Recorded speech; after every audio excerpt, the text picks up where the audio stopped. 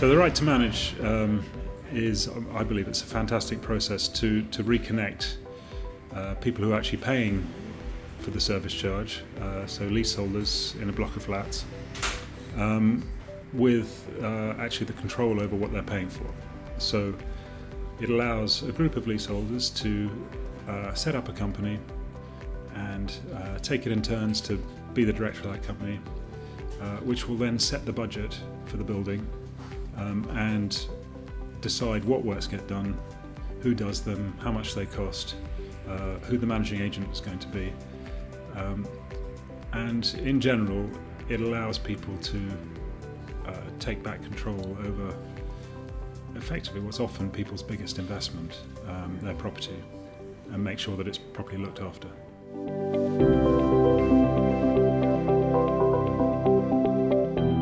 So the right to manage process was set out, came out of consultation that the government had of ways to reconnect leaseholders with the control over the management of their building. It was understood that not everybody could afford to or necessarily even wanted to purchase their freehold, which is, can be quite a complex and costly process. So the right to manage was a sort of a compromise, I think seen as a stepping stone to a future freehold purchase. And it was drafted and put into the 2002 Commonhold and Leasehold Reform Act. And it's sort of gradually evolved and got out there into public consciousness.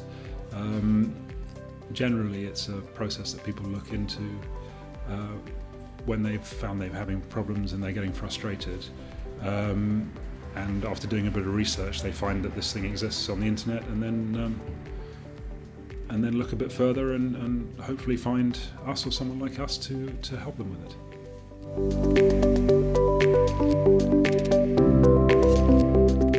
The benefits of doing a right to manage for the leaseholders, primarily it's a matter of control. So the leaseholders will be able to agree a board of directors, and all the leaseholders can take turns in taking part in the management of the building. That board will then set the budget every year, agree what services are commissioned, agree when works will get done, who does them, and overall make sure that they're getting really good value for money out of the service charge. The board gets to pick the managing agent and to work with them to deliver a really good result for everybody.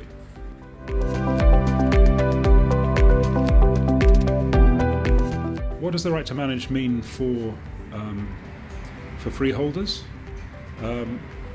Well, it does take control of the management of the property away from them, and for some freeholders, owning a freehold is a large and serious investment. But it needn't be a bad thing. We certainly work very hard on the properties that we manage to have a really good relationship with the freeholders, to keep them informed of what's going on, and to reassure them that the right to manage companies are looking after their asset suitably. And there are various things that don't pass to the right to manage company. So were a leaseholder wanting to knock a couple of flats together or make serious alterations to the building, the freeholder still has the right to be consulted on that, and as I say, we make sure we have a good relationship with them, so that situations like that can be dealt with successfully for all parties.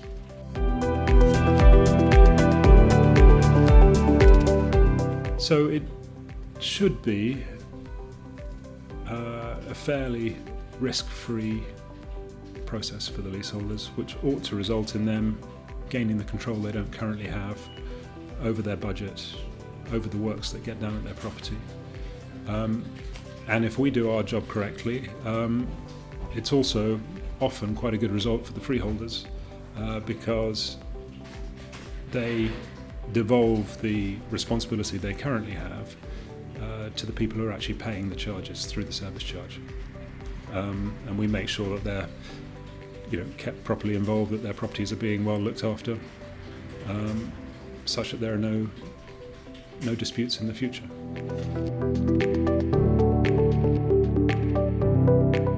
We've done over 100, taken 100 buildings through the right to manage process, and we have been successful every single time. We've had a few that have been disputed and where we've had to go to the tribunal to argue our case, to point where the freeholder, for instance, has claimed that the building isn't eligible, and we believe it is, or said that they're not sure about some of the names on the documents we put forward. But so far we've been able to point out to the tribunal that we're correct, and we've got a 100% record of getting those processes through the legal process. And then we haven't then found we've had any problems with the handover afterwards. As soon as a freeholder accepts that they need to hand over, they generally put all the documents together and have an orderly handover. And then we work really hard to have a good relationship with them afterwards. There are going to be some things that we're going to need to do together. When people want to sell their properties, there are documents that still sometimes need the freeholder's consent, or when people want to make alterations to their flats, the freeholders are still involved. So we work really hard to make sure we have a good relationship. And indeed, a number of freeholders now, when they hear that there's a right to manage in process, would rather keep control of the management, but understand that the leaseholders want a managing agent they can deal with, who's going to take their concerns into account. And so sometimes the freeholders say, well, maybe don't do a right to manage process, but we'll look at changing the agent.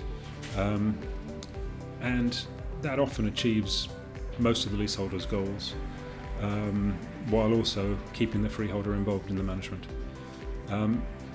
It's certainly something that we are keen to explore with leaseholders and freeholders, where we think it's a viable option.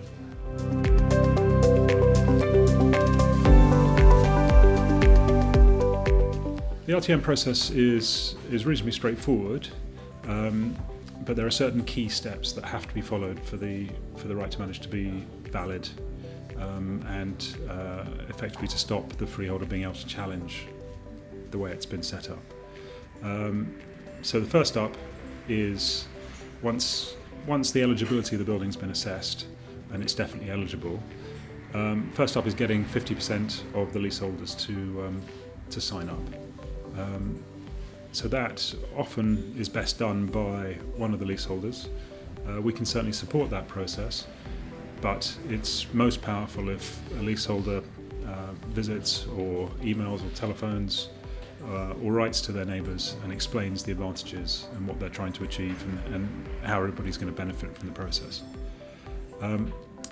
Once we've got signed forms from 50% of the leaseholders, we're then in a process to set up the right to manage company, and the next step is that we have to write formally to anybody who hasn't already signed up, and give them the opportunity to sign up before a claim notice is served on the freeholder.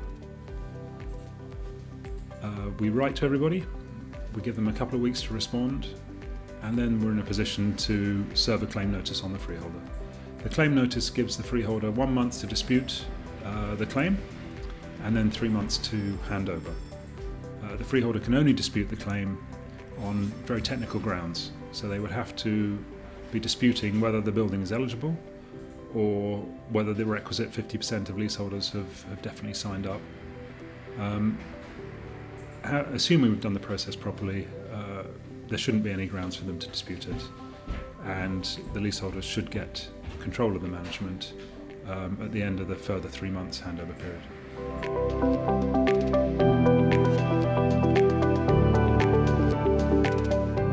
Yeah, there are a few exceptions. Certain buildings that aren't eligible currently for the right to manage process.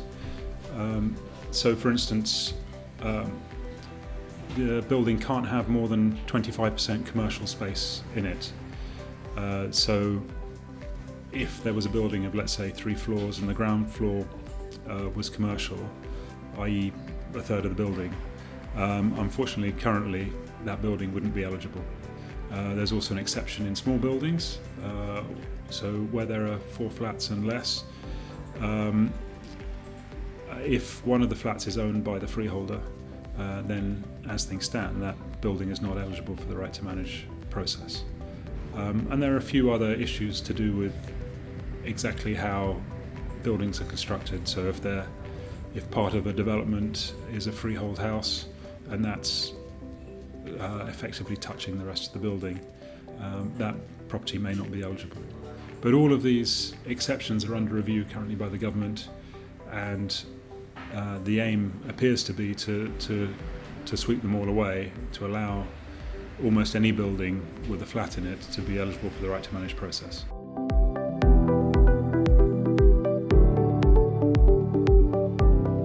So the RTM process is a legal process in as much as the steps to go through are set out in statute in the 2002 Act, and there are some sort of technical pitfalls, but it isn't actually a process that requires a solicitor.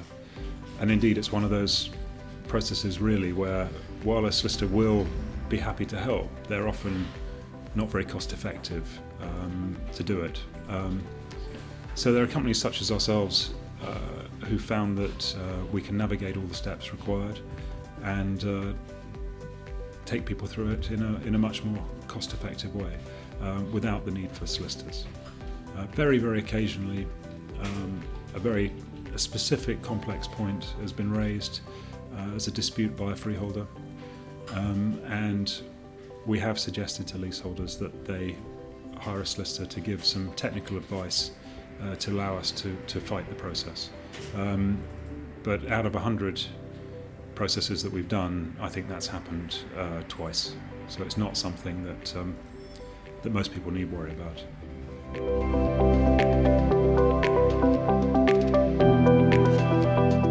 So yes, an essential part of the process for the right to manage is to get half of the leaseholders to sign up. Often people don't know all of their neighbours, so we start with the land registry, make sure that we find out who the legal owners are, and then there's often a bit of detective work to be done to work out the best ways to find them. So a bit of door knocking's involved. Sometimes we can get some help from lettings agents who are helping to rent out some of the flats, and there can be some sort of work on social media and so on to find people. But with a bit of perseverance, all of our clients so far have managed to find the 50% at least, and indeed, often managed to track down most of the leaseholders to make sure that they're okay with the concept of a right to manage and happy to support the process.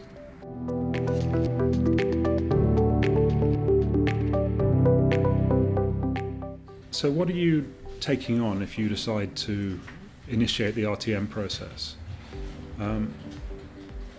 Initially, an RTM company needs to have at least 2 directors. So there ought to be 2 people who are prepared to review the budgets every year for the property and consult with the managing agent over what needs to be done, who to appoint to do various works, and also choose who the managing agent should be. For a small building, this could be distilled down to a short sort of 2 or 3 hour meeting every year.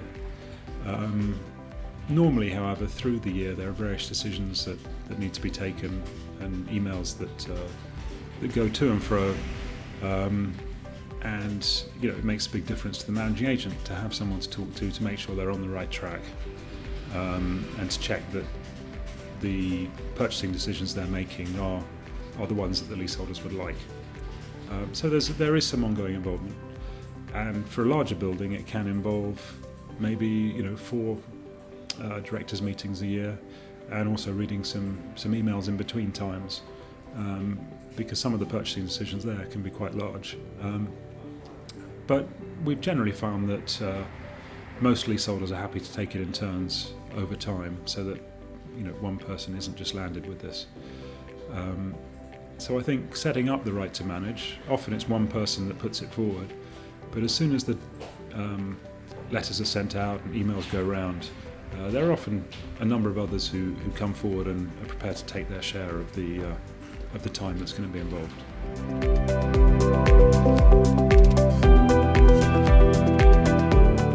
Right to manage is a reasonably straightforward process, so it shouldn't be particularly costly. There are a number of lawyers who offer to help, either for a fixed fee or an hourly rate basis, and a number of companies who will offer to assist for between, say, £100 and £200 per leaseholder. We can certainly quote to do it on a fixed fee basis, but most of our customers choose the option of paying nothing up front at all and agreeing to appoint us as the managing agent at the end of the process. In that scenario, we don't charge anybody anything up front, and at the end of the process we just recover our expenses, normally a few £100s from the leaseholders.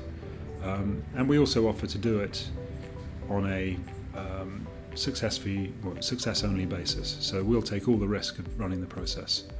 And were we not to be successful, then there wouldn't be any cost for that.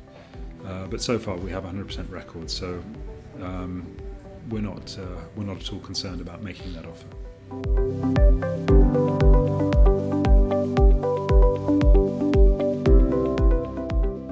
Well, Urang, we believe from an analysis of Companies House records that we've set up probably about the third largest number of right to manage of any managing agent in the country, and we're very comfortable with the process. We've been through a number of processes that have been disputed, and we've had to go through the tribunal, and we've been successful with all of those.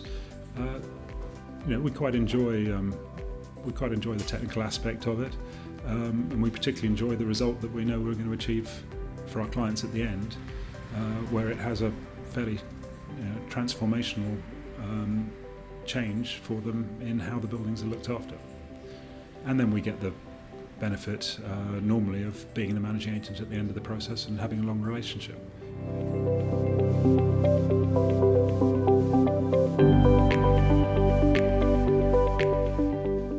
If you think you might be interested in exploring the right to manage, please do get in touch, give us a call or email us, contact us through the website. First thing we'll do is we'll assess the eligibility with you. So we'll check out the legal documents, the construction of the building, make sure that it's definitely right for you. And we can also talk you through some of the benefits that you'd be able to potentially sell to your fellow leaseholders. And then, assuming that your building is eligible, we can then talk you through the next steps in how you might go about getting signatures from fellow leaseholders, and how we get the ball rolling.